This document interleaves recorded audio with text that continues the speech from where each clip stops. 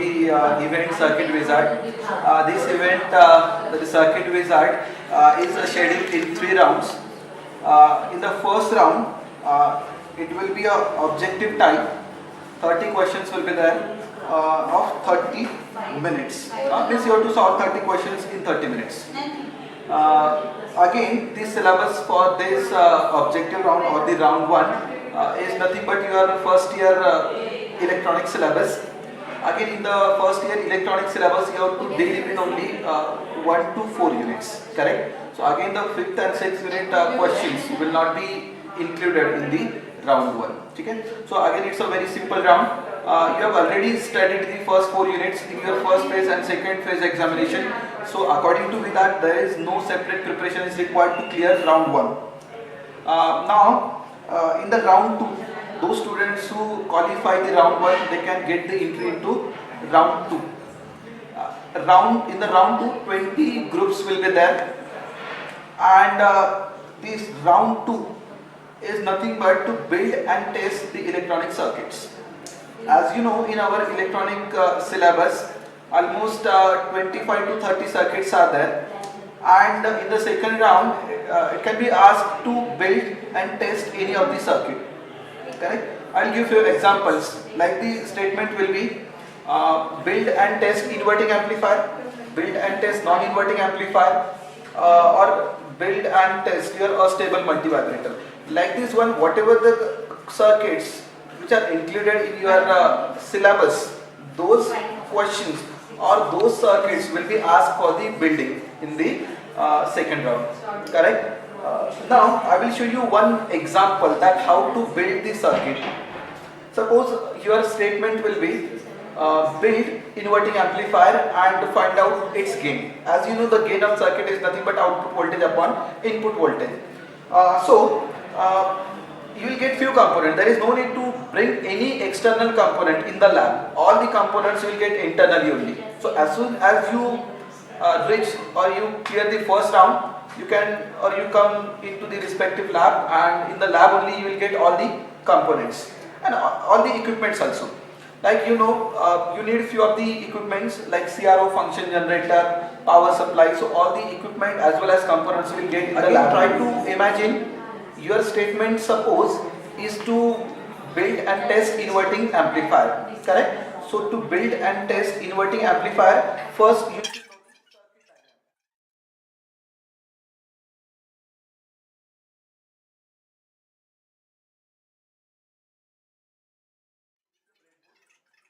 you can see the connections of breadboard. Number of holes are there, and 4 sections are there. Second and third section holes are vertically connected and horizontally separated. First and fourth section holes, they are horizontally shorted and vertically separated. Now we'll start with the implementation.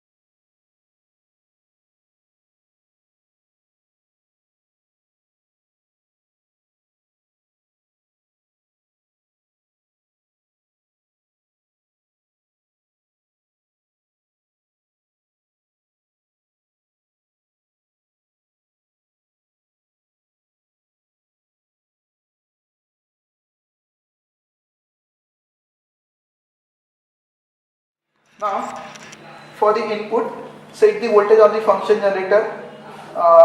To set the voltage, press shift V by F, so it will display the voltage. Will provide the voltage, say 0.5 volts. So we have set the voltage 0.5 volt. You have to press this output on, correct? So your signal will come out of the device. Ensure that output on LED should glow. So this is the output of signal generator. The signal generator is producing a voltage now 0.5 volt. type is AC. You can see the symbol here also. It is producing the AC waveform. Now this is a BNC connector, and we have to make the connections of signal generator with our circuit.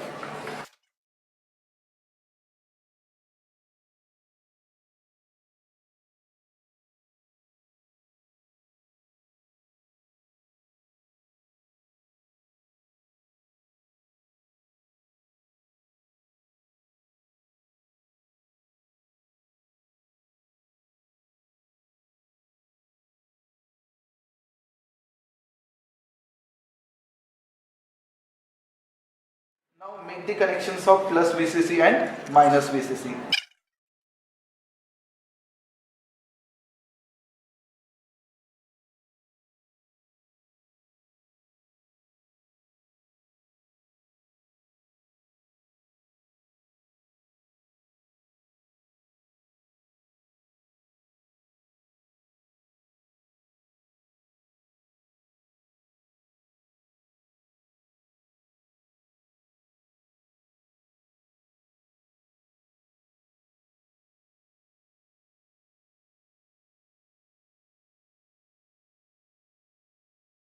Try to measure the voltage.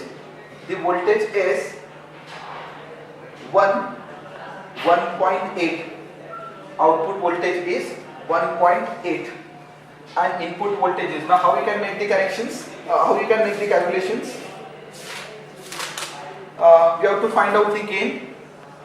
Gain is equals to output voltage upon input voltage. So V out is 1.8 volts, input voltage is 0.5 volts. In this way you can calculate the gain. So the gain will be 3.6. So our problem statement is now completed. Our gain is 3.6, which is what we want. Thank you. Now welcome for the round 3. Those students who qualified round 2, they can appear for the round 3.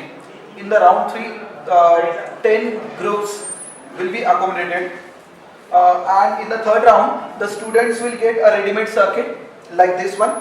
The circuits will be implemented on the breadboard, and you will get such kind of circuit in the round 3. And you should get asked to rectify the problem, because when you get the circuit there will be some fault, there will be some error in the circuit. So first you have to identify the circuit, and after the identification of circuit you have to identify the fault or error in that particular circuit. And once you rectify the problem, once you solve the problem, make the connections with the power supply and with the CRO. So I think this third round is very much easy as compared to round 2. Correct? For the third round you will get 45 minutes. For the second round you will get 1 hour. Thank you.